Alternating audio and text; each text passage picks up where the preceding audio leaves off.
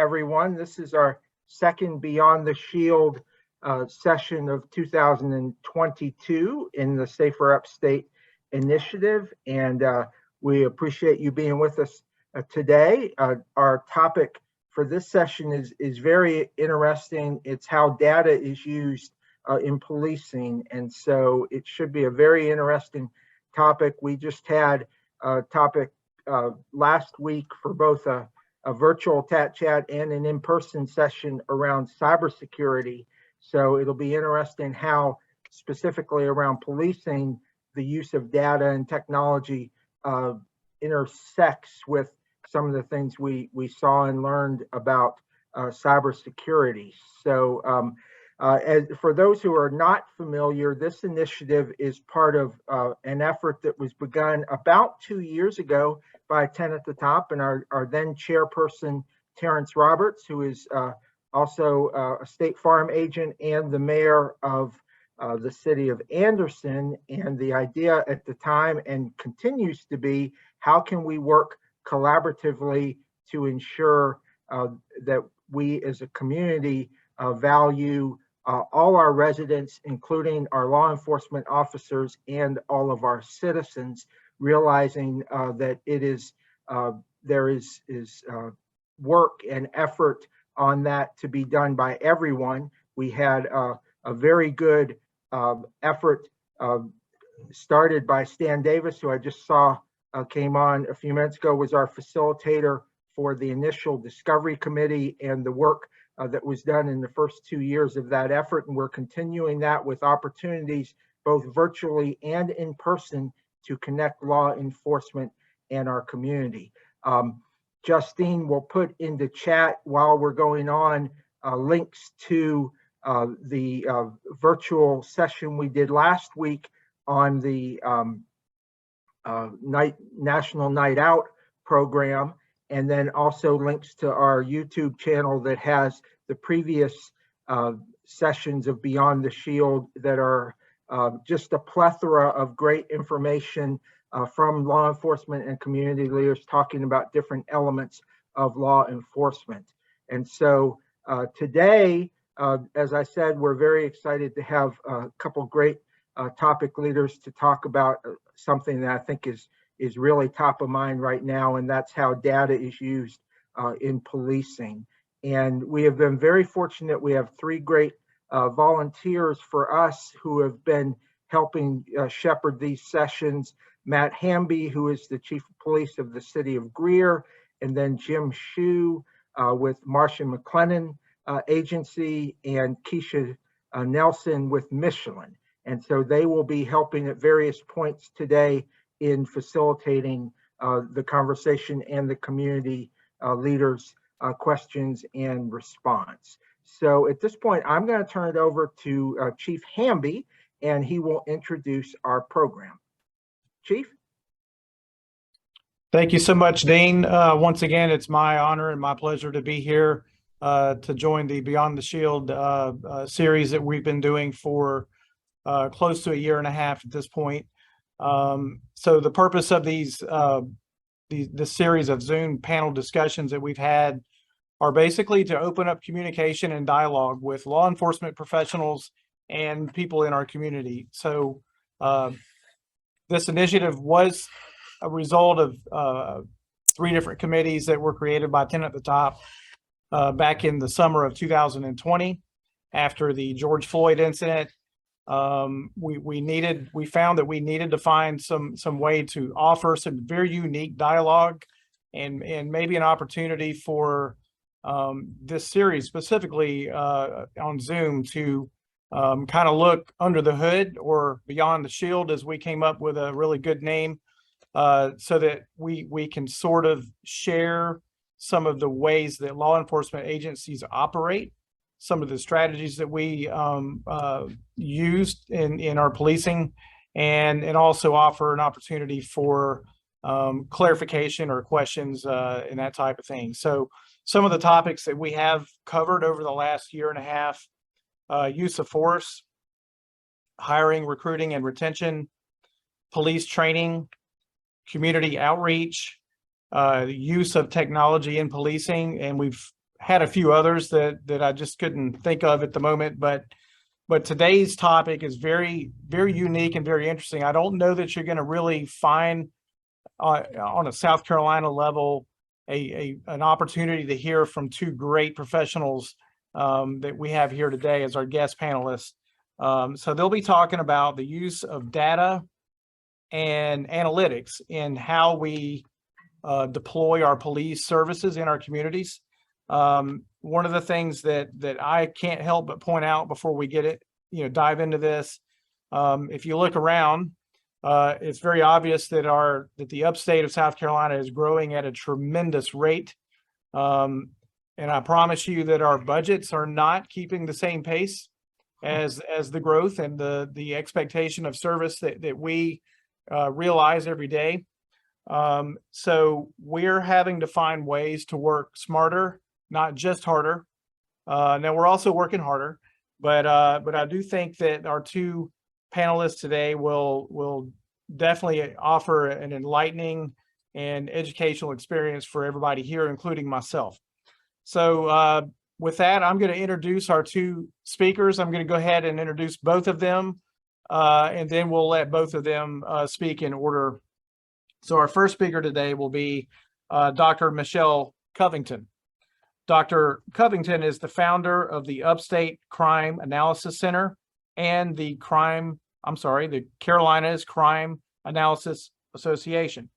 She has developed and teaches a course curriculum on crime analysis at USC Upstate, where she is an associate professor of criminal justice and the executive director of Greenville programs for USC Upstate. Originally from South Carolina, she is a former law enforcement officer at the Greenville County Sheriff's Office, and she's been studying and working with law enforcement agencies for over 15 years. So today, she will speak on the concepts of crime analysis and using data to positively affect policing, and she'll also share a little bit of information with everyone about the Upstate Crime Analysis Center.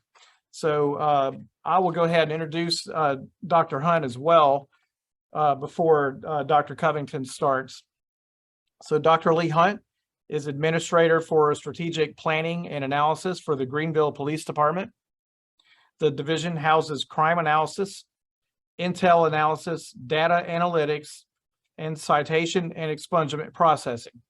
He is responsible for implementing new technology and conducting research and implementing best practice policing, such as stratified policing, predictive policing, project safe neighborhoods, offender focused, and working to integrate these practices into police operations and the organization. And Dr. Hunt will speak very specifically on how Greenville PD is using analytics to run these very specialized programs.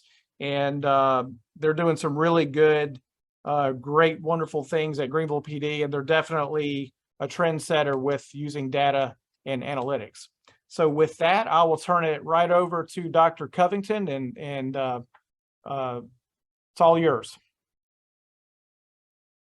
Okay, thanks, Chief. I am going to try to share a few slides with everyone. And I am going to set myself a timer because I am wordy and I really like to talk about crime analysis. So I'm going to need the timer. Okay, can everybody see my screen? Yes. Awesome. Okay, so I'm just going to talk a little bit about what crime analysis is, because there are a lot of misconceptions surrounding that, and then also a little bit about our analytical capabilities in the upstate of South Carolina in our 10-county area. So first, I like to get this out of the way right at the beginning. Crime analysis is not forensics. Most people hear crime analysis and they think that we're, down here digging evidence out of the dirt, or, tagging things with blue gloves, or, doing some kind of forensic examination or something like that. And I like to point out early on that that's not what that is. That cuts down a lot of confusion. What crime analysis is basically is being able to use data, to use information to make evidence-based decisions in criminal justice, and decisions regarding crime and what to do about crime. So crime analysis is a profession. There are crime analysts, but it is also a skill set that is used. There is a lot of charting, graphing, outputs, products, that sort of thing to share with various stakeholders, the leaders of agencies, officers within an agency, the community, the public at large, whoever needs to be. There's a lot of mapping. Here's another example. This is an example I just pulled online quickly from Greenville County. And so this just gives you an idea of some of the products that we can use when we collect data and look into crime in our area and what we can do about crimes in our area. Okay, so you know, the next thing I really like to talk about is what's the point, right? Why do we need crime analysis? Why do we need the nerdy side of policing, as I call us? Well, there are a few reasons. Crime analysis is a way that we can use evidence-based policing within our agencies, and there are a lot of advantages to evidence-based policing strategies of all types. It is a way that we can look at both long-term and short-term problems. So we can use our analytical capability to look at, hey, this is an acute problem that's occurring in this space at this time that we need to stop right away.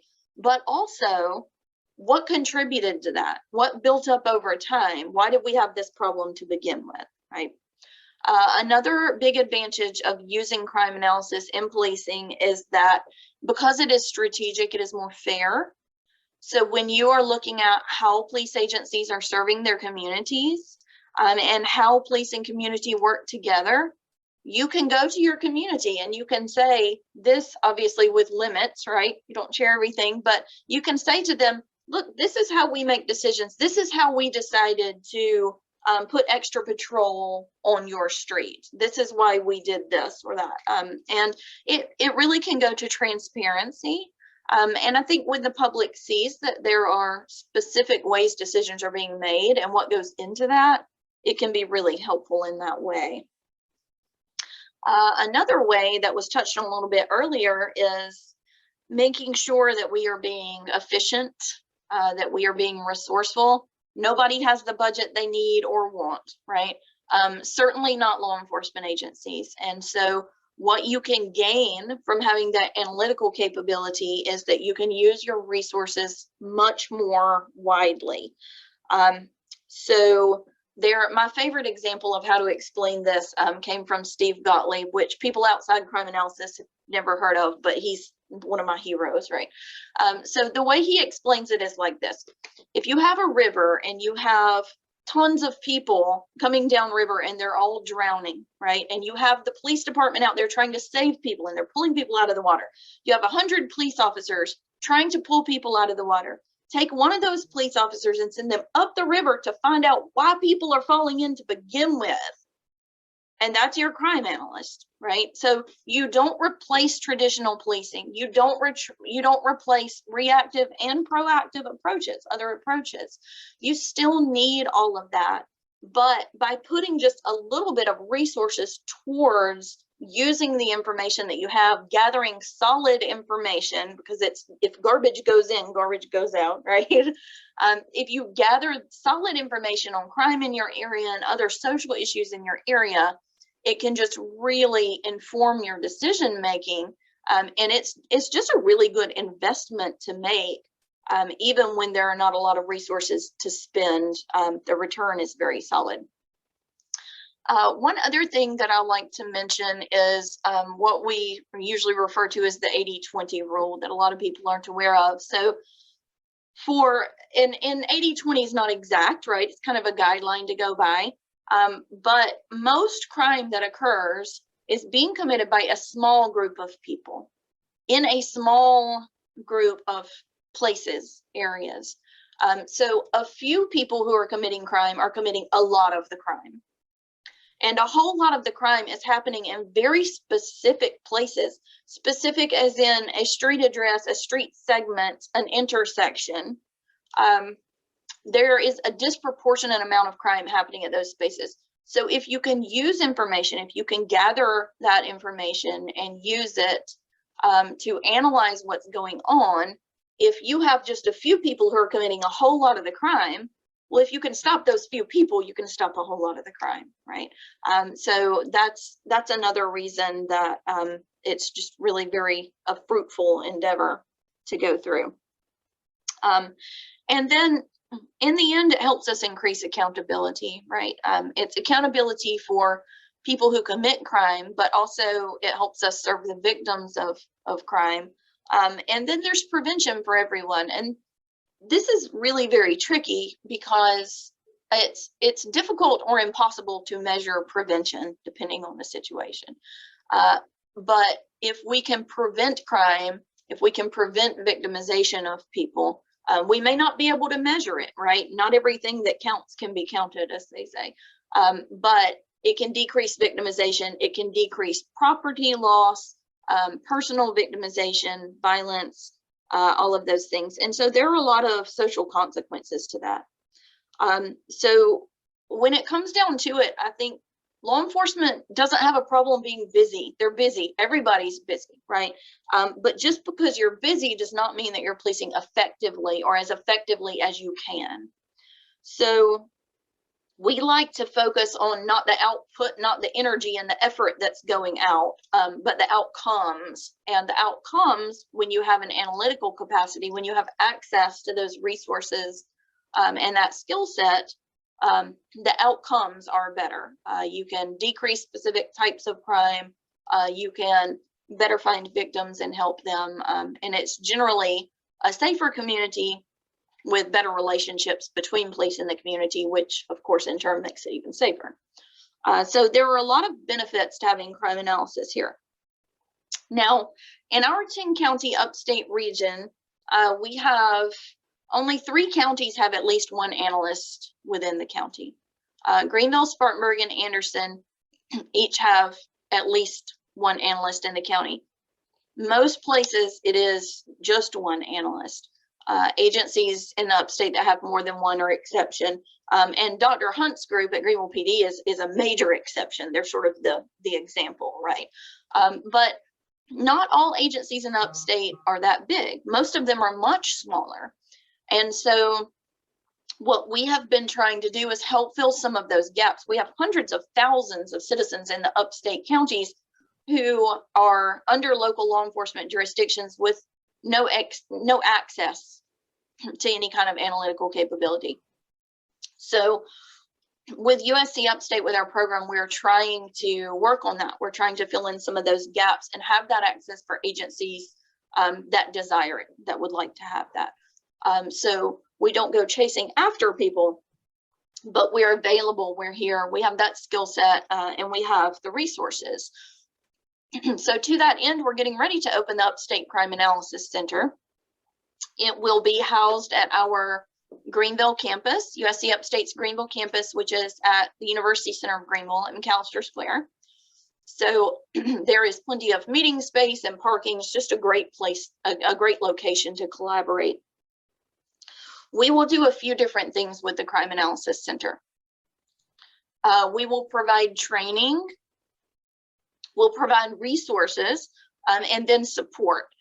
And what is unique about the UCAC is that most regional crime analysis centers in other areas of the country are very closed off to the public naturally. And there's good reason for that, right? There's a lot of confidential information, a lot of investigative information, and that sort of thing.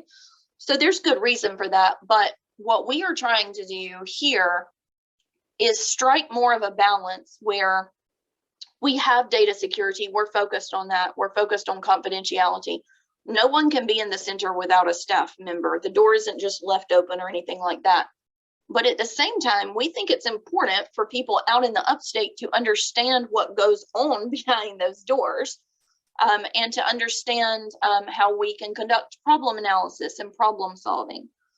So we're the first crime analysis center to serve both law enforcement and the community and the public.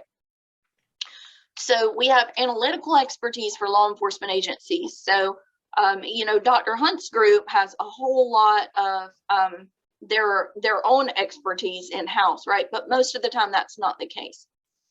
So we have expertise here on demand for general crime analysis services, but then also for problem analysis and things that are more specific.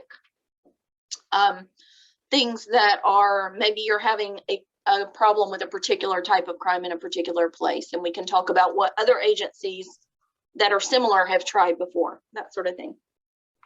So we have that general analytical expertise and then help with problem analysis. We will be holding public trainings on problem solving for all ages, because the earlier you start working on problem solving skills, the better off we are as a community. So we have K-12 classes that we've started taking into the schools, and they're basically simple problem analysis classes. We call it the Problem Solvers Club. You go through a very simplified version of those steps that we use, and we find a problem in the school. You know, there's somebody's littering on the playground, whatever. Depending on the age level, they're age appropriate examples. And we work through that. We teach them to do that. We're planning for a high school level summer camp on crime analysis where the learners will actually work through a local crime problem and make some suggestions on how to alleviate that. And then we'll have public trainings too on crime prevention through environmental design, things that could apply to anyone who just wants to have a safer community. So that's something else that we offer. So we're trying to bring in, we're trying to bring in that public engagement into the field and help people understand what this is and why it's important and how it can help make our community safer and more fair. So like I said, the UCAF will open at Upstate's Greenville campus, and we're gonna be holding a grand opening on September 9th for that, and ribbon cutting. So we'll have more information later on about that.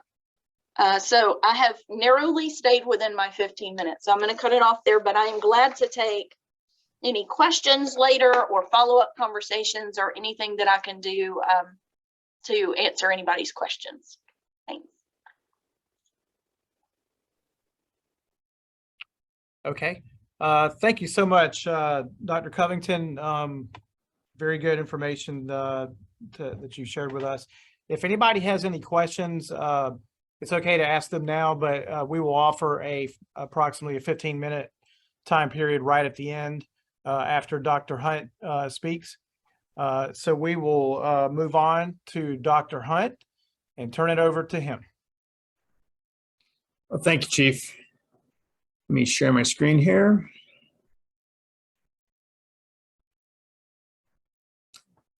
Can everyone see my screen? Yes. Great. So what I'm going to share with you is our 2021 year-end crime statistics, and use this as a jump-off point for our discussion here today. And what we and every police department in the United States does is to report specific categories of crime up to our state agencies, to SLED in the case of South Carolina, as well as up through to the FBI and what they call the NIBRS, National Incident-Based Reporting System.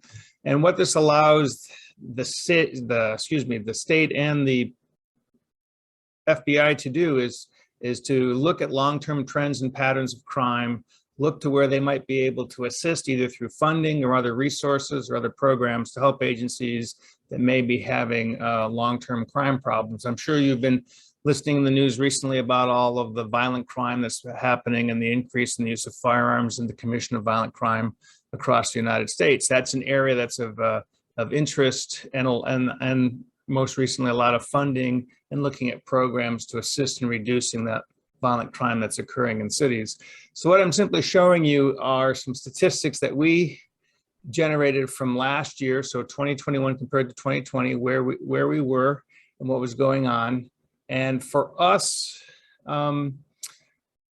by far, our violent crime, and this is true in every city, our violent crime is very, very low compared to property crimes. When you think of shopliftings, you think of burglaries, you think of small petty thefts, you think of auto theft, those numbers are way much higher than violent crime are in cities across the United States. And here in Greenville, our big issue is vehicle thefts and theft from motor vehicle, petty theft from motor vehicle. And I think last Friday, you may have read the story or seen on the news that we released our statistics where we've almost doubled from last year our theft from autos, and our auto thefts are about probably 72% increase from last year. And these are crimes of opportunity wherein the person that owns that car has left themselves vulnerable. And that's a case where we have to partner with the residents of the city and the visitors to the city to remind them to lock their vehicles, to take anything valuable out of those vehicles, or at the very least hide those vehicles. So, 72% of the vehicles in which stuff was stolen from were unlocked. And about half of the cars that were stolen had the keys in them, and the cars were unlocked. So I see Justine shaking her head. So what we try to do is encourage people not to be victimized and to use some common sense. And there's only so much that we can do to respond to that. But the data analytics from the statistics that we created last week is we have identified concentrations, and you saw in the newspaper or you saw online where they were occurring around commercial areas and specific residential and apartment complexes. Our officers are responding to those areas and being as proactive as possible, reaching out and talking to property managers, talking to residents, getting out and explaining to people how not to be victimized. So that's an example of where we're using our data to help reduce a crime problem. We look, as I mentioned before, long-term change. So what you're seeing here is 3 years of data, 19, 20, and 21. And we're looking to see what our trends are overall, year to year, and where things are improving or where we need to look at things if they stayed the same or possibly crept up. One of the things that we do a lot with our data is clearance rates. A lot of times agencies are assessed and we report up to the state and the FBI what are clearance rates. How often can we clear a crime that's occurred, either make an arrest or some other appropriate conclusion to that crime? And we're very pleased to know that for our violent crime and our property crime, we're well above the national average for our clearance rates. One of the most difficult crimes to solve or to clear by an arrest is shoplifting. We have thousands of shopliftings in the city every year. And a shoplifting is as simple as someone walking into a QT, grabbing a 12-pack of beer off the shelf and walking out the door. That's a crime. And we have those occurring all over the city, all the time, every week.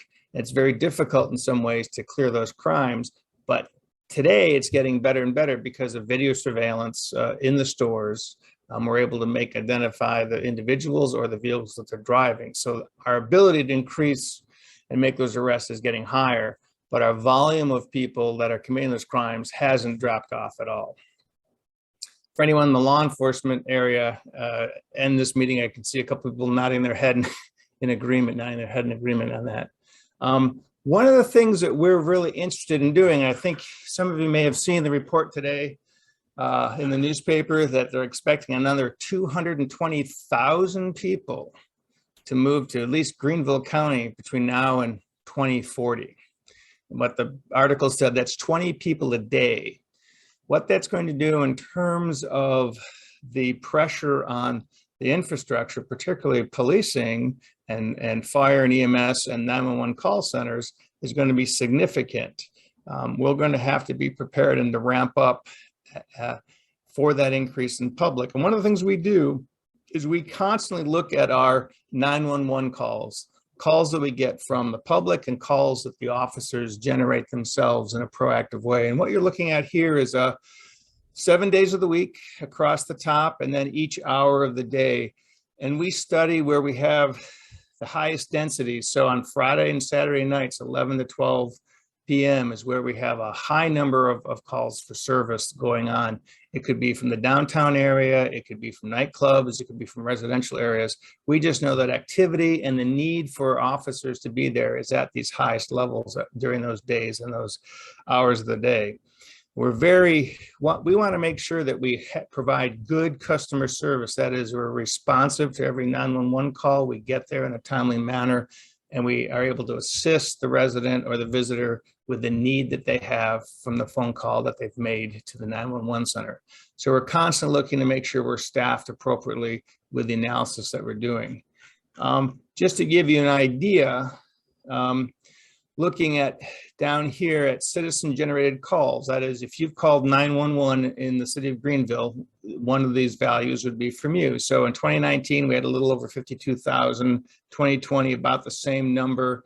And then last year we jumped up to 58,000 calls, 6,000 more calls in 1 year. And that's a significant jump in numbers. At the same time, our police officers doing proactive work, perhaps following up on calls that have occurred, following up on crime reports, doing traffic stops, and so forth, have relatively stayed level between 2019 and 2021. 2020 with COVID is an anomaly year in a lot of different ways.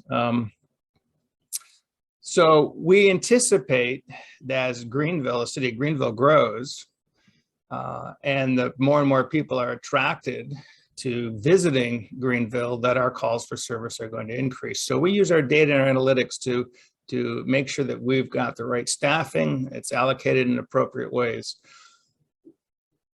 One of the things that we do a lot of is crime mapping, and Dr. Covington mentioned a little bit, but we're very interested in mapping locations of where things are happening. She talked about the 80-20 rule. And so this is a collision map. This is what we call a hotspot map for the city. So here's the downtown area, just kind of orient you a little bit. This is 385 heading out of the city to 85. Roper Mountain exit, the Haywood Mall exit, Pleasantburg. And then these little blobs here are all up and down Lawrence Road going down to into Simpsonville, and then Augusta Road here. We know that, well, we're 28 square miles. We know that our collisions consistently concentrate in these areas that I'm showing on the screen.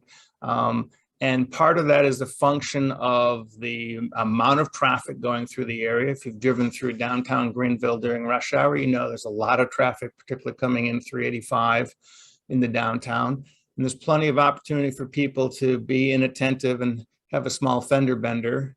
If you've been driving in any of the parking decks or any of the malls, we have a lot of times where people will have fender benders or collisions in parking lots and on private property when we respond to those calls as well.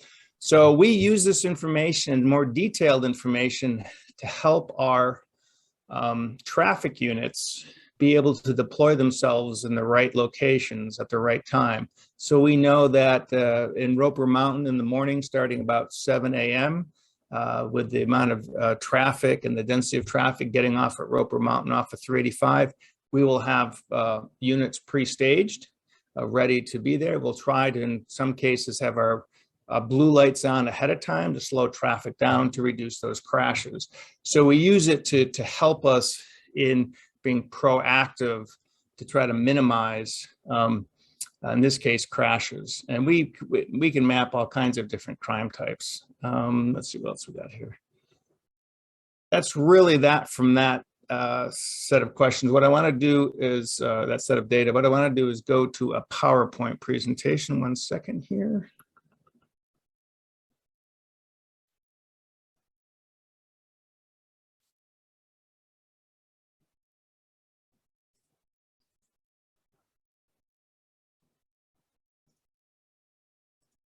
Okay, can everyone see my screen?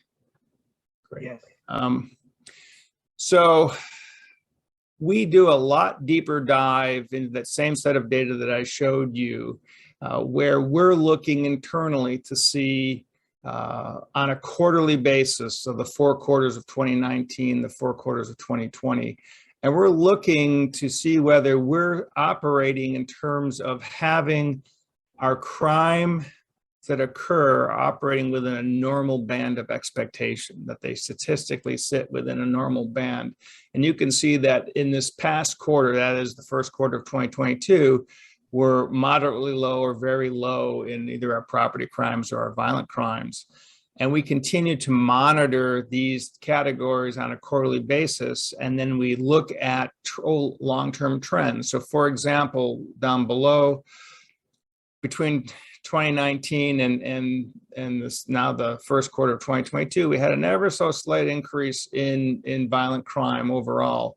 But we've taken steps to apply some new programs in place and try some new policing methods. And at least in the last 3 quarters, the last 2 quarters, we've begun to have a downward slope. And we want to continue to see that downward slope as we move forward. With property crime for the last 4 years, you can see that we've had a general decrease in property crime overall. And we've worked very hard to address property crime because for us, it's a quality of life crime. People whose home is burglarized or their car is stolen, that's an event. That's a significant event. We want to make sure we can do everything we can. All crime is a significant event. But for property crime, given that the idea of having your home burglarized can be very concerning to the homeowner, we want to make sure we're doing everything we can to reduce that. Predictive policing is a buzzword that and a term that's been floating around. We do very simplistic form of predictive policing. Let me take a second here to describe this. So what you're looking at, the yellow dashed line, is a 5-year count of crimes that occurred. So for example, in week 21, which is the beginning of June, we had the 5-year average, we had 10 thefts of motor vehicles. Something was stolen out of a motor vehicle. The black dashed line is the 3-year average for things being stolen out. This red solid line is what's actually happened this year to date. What's interesting is when you look across time, you'll see that in May and June, we tend to have a lower occurrence of theft from autos, but they tend to spike up a little bit higher in July and August and later on in October. And so what we use this for is to look downstream to prepare ourselves to know, hey, we're going to see an increase in theft from auto or auto theft itself or shopliftings. And when we map it, we can say, okay, we need to be prepared to be in these places, in these locations, and roughly these times to be as proactive as possible and deter the criminal activity. Let's see here. I've got 1 minute left by my time, and what I wanted to talk about, we take all this analysis that we're doing and we're applying it to something called Project Safe Neighborhoods. It's a program that we've been setting up for the last 2 years. Currently, we're about to roll it out. We received a federal grant on Project Safe Neighborhoods to partner with our initial neighborhood is going to be Nicholtown, working with the Nicholtown community to look at building a strong relationship between community services and support organizations and the law enforcement criminal justice system. Our goal is to continue to reduce violent crime in the city. And we're going to do that without relying on the criminal justice system. We're going to minimize arrests and provide other alternatives to generally arresting people and putting them in prison. We want to do so by, particularly for us, it's around those children, and improve the opportunity for children and ensure that they're not getting caught up in any kind of group behavior that might get them involved in any kind of criminal activity down the line. So this past week, for example, we just hosted the Alan Jacob Summer Camp, where we had 60 rising 4th and 5th graders spending time with our SROs and our neighborhood engagement officers, being presented curriculum on how to not get involved in gangs and develop critical thinking. And what we're doing with this program is focus on prevention and intervention. And we're working closely with as many different organizations and communities, individuals working together so that we ultimately become the backstop to addressing the violent crime, but the community and services take the lead. And I've spent 2 years now talking with various nonprofits and organizations, and everyone's very excited.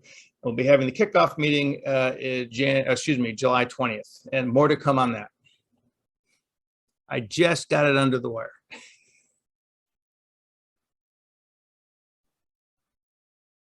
Dr. Hunt, if you needed another 3 minutes, I'm sure you could take that as well.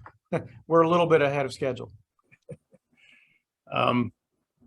Or if you found a good stopping place. That's a good stopping point. You know, the one thing that I will add, and I know Dr. Covington talked about it, is in policing, there's several different models to reduce crime. There's community-oriented policing, which has been around for 40 years. The mainstay of community-oriented policing is around developing those partnerships between law enforcement and the community, getting those partnerships together, building that trust, understanding how each operates the needs of the community and how the police can serve that. So an example of that is National Night Out. National Night Out and its events is a direct outcome of community-oriented policing. There's problem-oriented policing. Problem-oriented policing is looking at those 3 or 4 problems that are continually there, like theft from auto or auto theft. And we're applying some, we're applying some problem-oriented policing approaches to where we scan to see what the problem is. We analyze it in great detail. We then develop a response plan in which we say, okay, we as a police department, we're going to try to do this, this, and this. We're going to maybe bring in these other partners from outside the police department to help us. And then we're going to implement those responses. And then we evaluate to see whether it had a benefit, whether we reduced that type of crime. In this case, it could be theft from autos. And so there's problem-oriented policing. There's stratified policing, which is a little bit different, but it focuses on very specific levels of crime that are occurring in specific areas and uses a lot of analytics and a lot of crime analysis resources to do that. And there's intelligence-led policing. There's about 12 different programs that have been developed over the last 30 or 40 years that any police agency can look to adapt and apply that makes sense and fits best into their organization. Thank you so much, Dr. Hunt, for that outstanding presentation. I hope that we have stirred up some questions that our panelists can answer. With that, I'll turn it over to Jim Shue, Keisha Nelson. Great. Yeah, Chief Amby, thank you very much. And Dr. Covington, Dr. Hunt, that was terrific. Thank you so much. You know, I guess we have, I know, a good group on the call today of folks that are all very active in different communities around the Upstate. So without, I guess, naming anyone in particular, I'd just like to open up the floor for questions. If anybody would like to ask a question, please feel free to go ahead and unmute yourself and ask your question. And if there are none, I know there's certainly some among, you know, for myself, probably Keisha, that we may have a few to ask, but I'll open the floor. I have one for Dr. Hunt. This is Stan Davis, and I've done work with the Greenville Dreams organization. And I was wondering, how many other special emphasis neighborhoods are you implementing the Project Safe Neighborhoods in? Because I know at a time there, Nicholtown has been one of our more successful Greenville Dreams communities, and they seem to always be out in front. So I always give them a shout out, but I know Sterling and Pleasant Valley, some of the other neighborhoods, are you planning on expanding to those areas as well? So eventually, yes. We're using Nicholtown as our seed point to start the project and build around that. I have been doing Project Safe Neighborhoods work since 2003. I used to work in North Carolina in the High Point, Greensboro area. for those agencies. And what we have found that when standing up a program, everyone wants to apply it in all these different areas, and it's often very difficult to get it stood up and stabilized with a partner without focusing on a very specific area. And so we did some detailed analysis around where our violent crime was occurring, where we had gang activities going on or gangs that were influencing children. And we determined that Nicholtown would be the best place, along with some other reasons, would be the best place to start. What you just mentioned, working with the Nicholtown Neighborhood Association, they're very keen to work with us. And they're excited about the fact that they take the leadership in this, and that law enforcement becomes the backstop to this program. That we are the backstop in the sense that if individuals do not accept the help of the community and the other services that are out there. And I will say, before I move on, compared to North Carolina, Greenville County, Greenville City has a phenomenal set of nonprofits and service resources they're just amazing what's out there. I've spent a year and a half talking individually with organizations from United Way to Goodwill to the Chamber, and it's just a fantastic. And what this program does is simply just organize those resources around saying, we've got a group of children that are at risk, and we need some support for them and their families, and to work with them to ensure that they don't get involved in criminal activity. We've got some older juveniles or young adults that may have a record. They're not necessarily violent felons yet. We need to get them the resources to track them in a different way than going down the criminal justice path. Law enforcement has recognized years ago that we cannot arrest a way out of a problem. It's as simple as that. So we're looking for other solutions. Did I answer your question, sir? Yes, sir. Thank you. I appreciate it.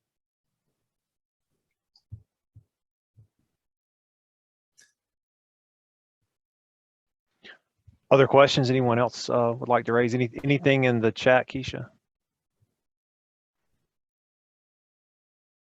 Let's see. So Dean had a question, and he states many violent crimes seem to be connected to mental health issues. Are you able to put mental health in your analytical mix when looking at where and how crime might happen? So the answer is yes. Short answer is yes. We do know that there is a mental health component that law enforcement is dealing with, and that we have been working with the National Institute for Mental Alliance, or the National Alliance for Mental Illness. That's it, and looking at alternatives to just arresting individuals that are having that or are in some kind of mental crisis. We're looking to do other things. Within Project Safe Neighborhoods, we are looking to partner with any organization that wants to be there. And so if there are mental health resources, they would be part of that team. Great, thank you.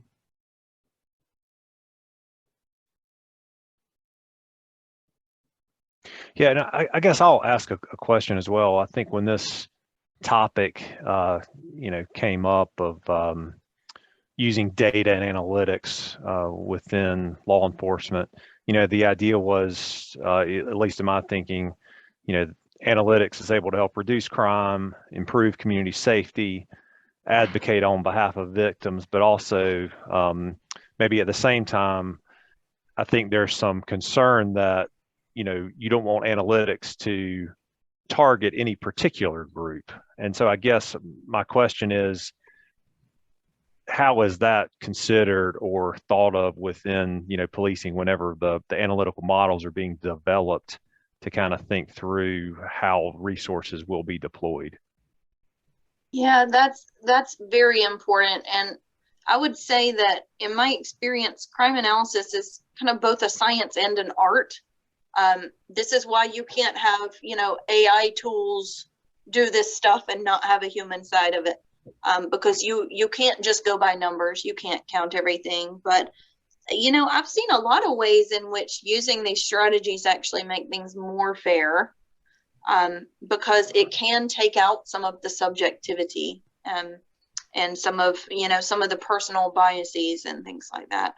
So, but yeah, that's definitely always a concern. And I think that, you know, something that we talk about in our crime analysis classes at USC Upstate, every single class, we have ethics woven throughout all of it, because in this field, you have access to a lot of information about a lot of people, and you have to have that background where you've thought through before you get access to that. You know, what is the purpose of me having this? Do I really need to access this particular tool? And we've all seen trouble with our information being accessed when it shouldn't have.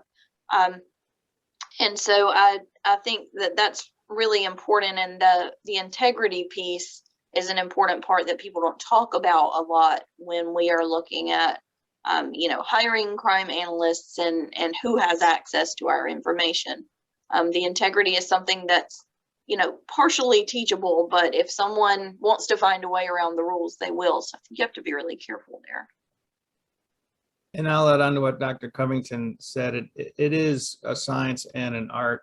One of the things that we do not do is collect massive databases on random individuals. We start with somebody who is arrested for a crime, for example, and let's say a violent crime, and we'll understand more about who that individual is. If they're associated with a group, we'll try to understand what the relationship is to that group, whether that group is involved in some kind of violent activities or drug activities, and we focus on that group because of their criminal behaviors. We do not go out and collect any information on anyone that is not committing some type, actively committing a crime. So we're not like some big, you know, but people perceive as some big government bureaucracy out collecting and scooping up, vacuuming up all this information. I don't have the resources to do that. I don't have the technology to do that. And really, it takes more away. If I just focus on the 24 people that are out there right now committing violent crime in the city, just focusing on them, I have more effect than just trying to go on some kind of random scavenger hunt. And I see Chief Hamby over there nodding as well, because I think he's probably doing the same thing in Greer. Dr. Hunt. Dr. Hunt, this is Ralph Patan. I'm with the City of Spartanburg Police Department. And you spoke earlier about your SROs and neighborhood officers engaging a lot.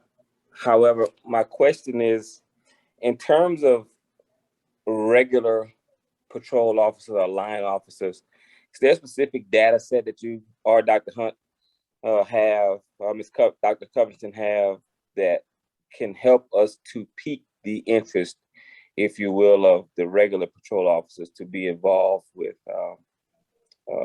community involvement, if they are specifically designated to be in those areas? Yeah, absolutely. One of the things, and I should back up and give Dr. Covington really kudos, because what they're going to do with this center is make it a free resource for law enforcement agencies around the upstate to be able to utilize, so that you can bring data and information to them, if I'm not mistaken, correct me if I'm wrong, Dr. Covington, and have them help you work on this information. And that's a heck of a resource. They also allow the public to come in and look at certain types of information and do some analysis. So it is a phenomenal resource for agencies that don't have either the technology in place or crime analysts in-house. But so make use of that. So to answer your question, sir, what you could do is, through a series of analyses, either through mapping where you have your CAD calls or certain kinds of crime, let's say residential burglaries, you could provide some maps on where they're occurring in the city, the times of day and days of week. That'll help guide in deploying your officers to be in the right areas at the right time. And then using any one of the crime reduction models like focused deterrence or problem policing, community policing, use the tools that come out of, and the approaches that come out of those models to having your officers interact with the community. Yes, and you have a really, Spartanburg PD only has one analyst, but she is awesome. She is. So she is a really good resource too. But that's a really important point to bring up because, you know, a lot of agencies do not have need for a full-time analyst. You're looking at a limited budget. How can I serve the community the best I can? And it doesn't make sense to hire a full-time analyst. But, you know, I can answer questions or send information too if anybody wants to know more about that. There are some really simple, you know, guidelines as to, you know, at how many crimes or calls for service or sworn positions should we have an analyst. And for agencies that are smaller and that doesn't make sense, you know, then I mean, that's really what we're here for. We're glad to partner and try to help with some problem solving or doing what we can to get patrol officers engaged, showing them information that's important to them, that will make them interested in the processes as well. I worked on a grant project several years back when I was at a different university in Georgia, and our partner that got funded through the federal government was a rural sheriff's office.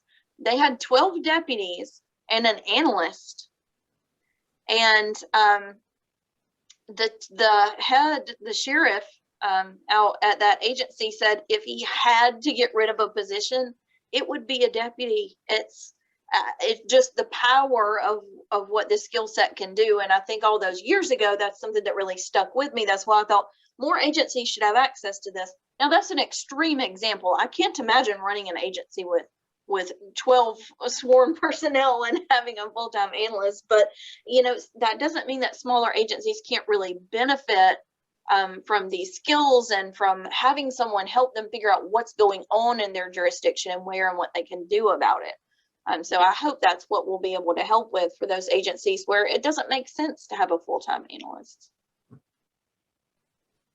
I think one of the taglines that I heard years ago, and it applies not only to law enforcement, but to business, any kind of business or even government, which is you can't manage it if you can't measure it.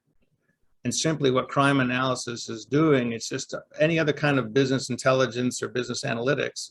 That's what we're doing, is understanding what we have in front of us so we can manage it and manage our organization appropriately.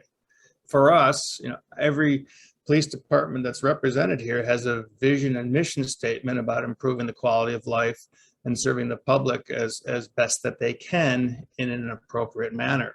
And what crime analysis allows us to do is to give us those analytics to be as best at management as we can.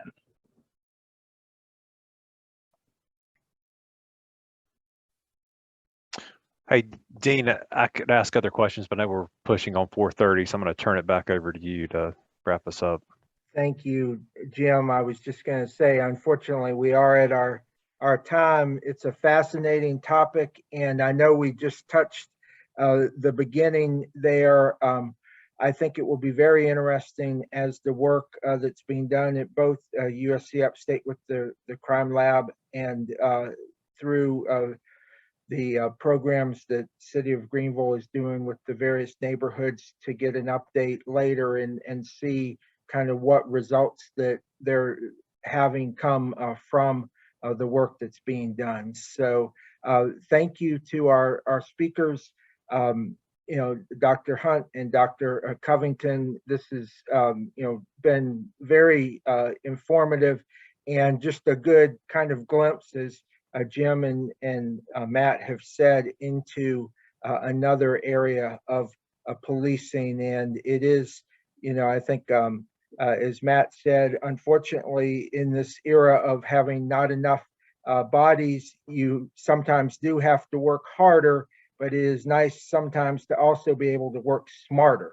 And so it seems like this is an area that allows for that. And I like Dr. Covington, especially at the end, what you mentioned about the ability for rural departments to work with you all with your new lab and things. I think that will be a value for police departments in the upstate, and we can make sure certainly to share that information. The great thing about Zoom is this is being recorded, and so hopefully people, some of you maybe down the road will be passing this on to others to watch and see, and we certainly want to encourage you to share this video with others who might have an interest in these topics.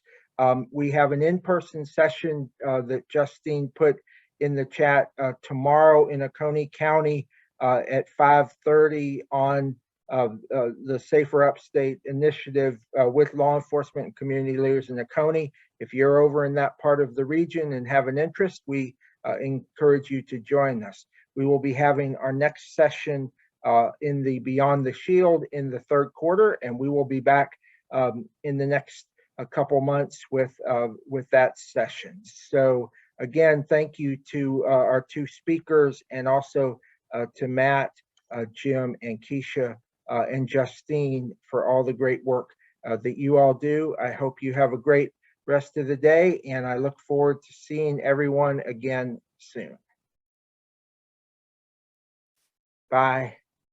Thank you.